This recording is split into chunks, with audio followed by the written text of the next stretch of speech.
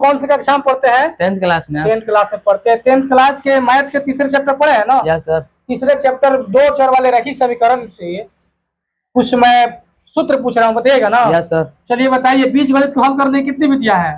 बीजगणित को हल करने के लिए निम्नलिखित 5 विधियां हैं। कौन कौन सी है? 1 में ग्राफीय विधि या आलेखीय विधि। बहुत अच्छा। 2 में तुलनात्मक विधि। बहुत अच्छा। 3 में वज्र गुणनखंड विधि। बहुत अच्छा। 4 में विलोपन विधि। बहुत अच्छा। 5 में प्रतिस्थापन विधि। बहुत अच्छा। चलिए बताइए, उसके बाद तुलनात्मक विधि से हल करने के नियम जानते हैं? Yes sir. बताइए तो। तुलनात्मक विधि से हल करने के निम्नलिखित नियम है।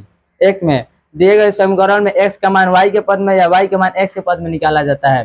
पहले समीकरण से जिस चर का मान निकाला जाता है, दूसरा समीकरण में भी उसी चर का मान निकाला जाता है। तो ऐसा करने से दोनों प्राप्त मान को बराबर कर हल कर दिया जाता है, जिससे किसी एक चर का मान प्राप्त हो जाता है। प्राप्त मान को किसी भी समीकरण में रखकर हल करने पर दूसरा चर का मान प्राप्त हो जाता है। बहुत अच्छा, एक जोरदार ताली।